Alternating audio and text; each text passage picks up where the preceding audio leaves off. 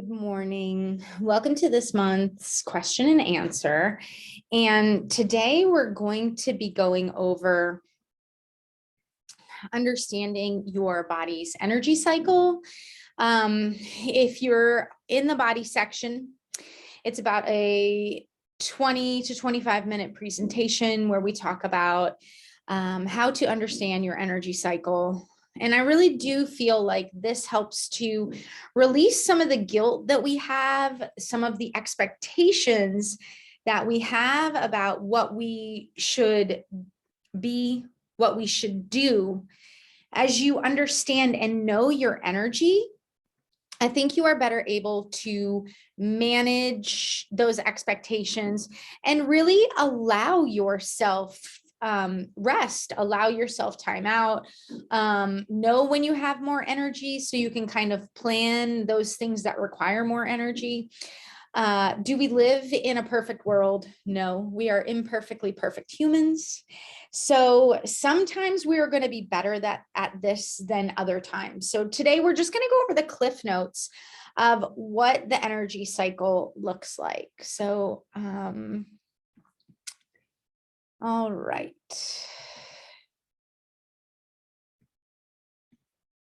Okay, so here we are. So this is just your cheat sheet that you get at the end. Okay, so just a reminder that as women, we are going to cycle with the moon. Okay, so if you do not have your period because you've recently had a baby or because you are pregnant, you really are going to use the moon cycle. This also applies to you if you're a menopausal woman. So you're going to use the actual moon cycle. So if you are a cycling woman, you are going to watch the moon cycle, but you're really going to pay more close attention to your natural cycle because the way your hormones are released, your natural cycle, it's going to line up more with your energy. Okay. So we are going to start we're going to start with the new moon. Okay. So the new moon is days 1 to 6. And that new moon is usually that menstruation. Okay. So this is usually a time of rest. So, I mean, when you're on your period, you really feel like rest. You really feel like just kind of lounging, not seeing a lot of people, not doing a lot of stuff. This is a high time for intuition for us. It's like reflection, renewal. It's interesting. I think anytime we do have our cycle is like we go into this inward mode. And if you know about the red tent is like where women would go when they were on their moon cycle. They would go into this red tent with other women. They would reflect, rest, renewal. Think about it, it's like a shedding of layers, right? So it's like a release of the buildup. Okay. So the new moon can also be equated with winter. And I think when we think about the seasons, it really tells us like the feeling, like what do you feel like doing in winter? Hibernation, right? So the new moon, that menstruation piece is going to be hibernation, winter time, right? Look at me, I'm wintered out, my hat, I have my scarf on. It's a time of inner reflection. Winter time is such a great time of inner reflection. So that new moon, that menstruation, that's a time where we should reflect. Now, can our planning be, where we don't have to do anything? No, like life, kids, family.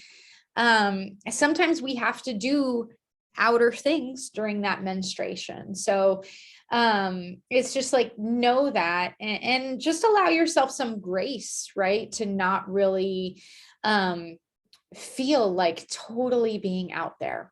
It's if you clue into, if you tune into your feelings, to how you really feel during your cycle, you'll definitely start to notice these little nudges, right? That new moon menstruation time is such a like Netflix and chill, right? Like we want to just relax. So just know that days 1 to 6, 1 to 6. Okay. So the next phase is going to be the waning moon or the luteal phase. And this is springtime. Okay. So think about what spring is. Spring is like everything comes back to life. So the really great things to do during this waning moon or the luteal cycle is planning, ideation. This is a great time to really think about ideas and come up with ideas. This is such a good, productive phase of your cycle, right? The way the hormones are, you feel energized. It's like you have that dip and then estrogen starts to rise again. And you feel that estrogen kind of like pull you up out of that rest and hibernation. So think about the waning moon, the luteal cycle. I really want you to think about the seasons, right? Because I think that the seasons really help to clue us in on what we should be doing in this cycle. So the waning moon, the luteal cycle is springtime. It's like everything comes back to life. The flowers start to bloom. We really start to blossom and flow. So that's day 7 to about 14. I mean, these are kind of averages. Not every woman ovulates on day 14. But there are signs that you can definitely feel during these different phases. During this waning moon, the luteal cycle, springtime, you're physically energized. This is a time to do more vigorous stuff, more vigorous activity, like HIIT workouts or like even long hikes or like a power yoga, like a more intense yoga session. Whereas the new moon, you want to do some like more restorative menstrual cycle. You want to do like more gentle movements, like a gentle walk or a restorative yoga, yin yoga type sessions are best during that winter phase. The spring phase is where we have more energy. So then we go into the third phase, which is your ovulatory phase. And this is the full moon. The full moon is all about, this is summertime. Summertime, right? You get the vibe of summer. Summer is like when you're all out there, you feel it. It's like there's so much to do. The weather is beautiful. So the energy of this ovulatory phase is really about launching those new ideas that you had during that first phase, attracting. This is such a great time to attract what it is you want in your life, right? You've ever done full moon intentions? It's really about asking the universe for what you want, attracting what you want. It's also a fabulous time to collaborate with other people and like a high time for communication when our communications are really on point. We're able to say more. We have more clarity of mind. That estrogen is like at the peak. So we are really in the zone during this ovulatory phase, during this full moon phase. It's that summertime. Days 15 to around days 19, 20, just depends on your specific cycle.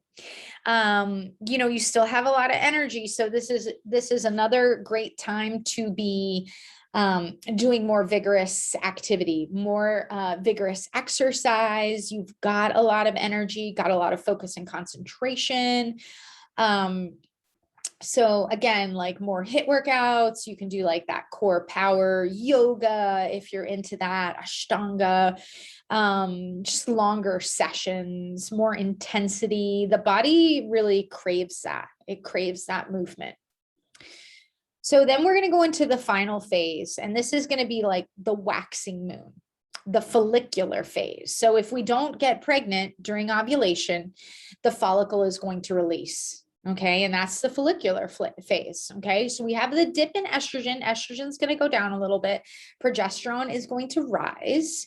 And the follicular phase, the waxing moon, is going to be fall. It's going to be that, the release, let go, right? Fall is just a time to kind of like release. And think about it, the follicle is releasing. Like if it doesn't implant, it's going to release. So this is a fantastic time to focus, to be a little more strategic. This is a great time to complete anything that you started. It's like we're closing the chapter, we're wrapping it all up. It's also like a highly creative time, right? Where your creativity is up because we're about to enter that super intuitive inward phase, right? So it's a time where we can be more creative.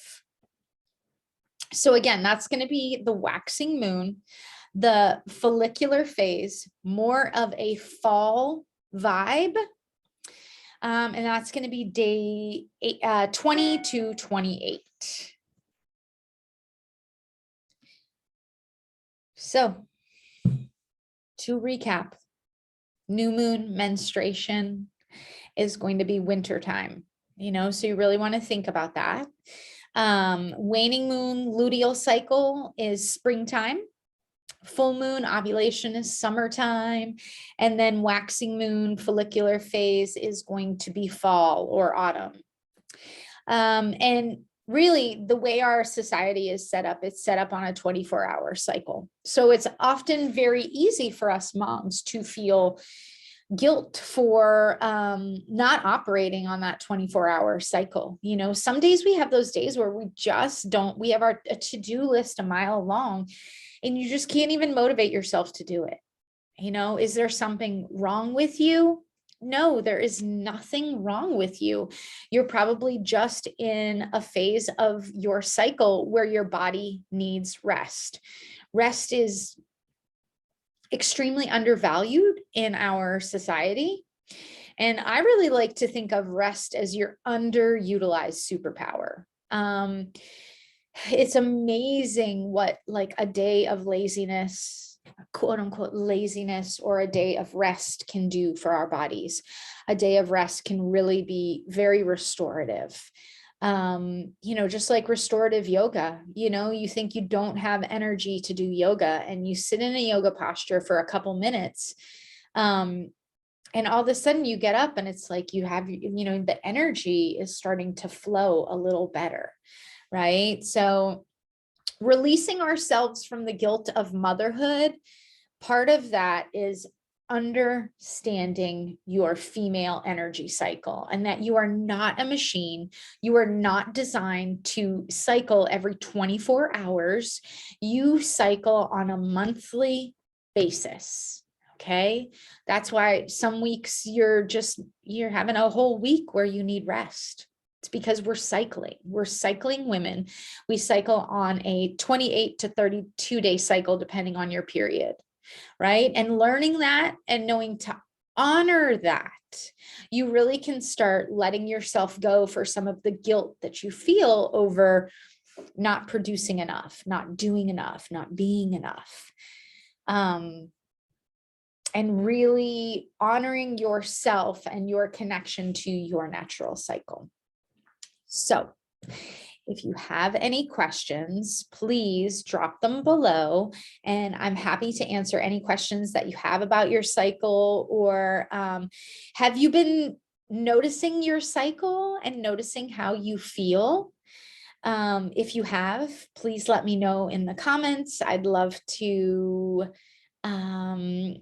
hear more about how you are using your female cycle to empower your life. Have a great day.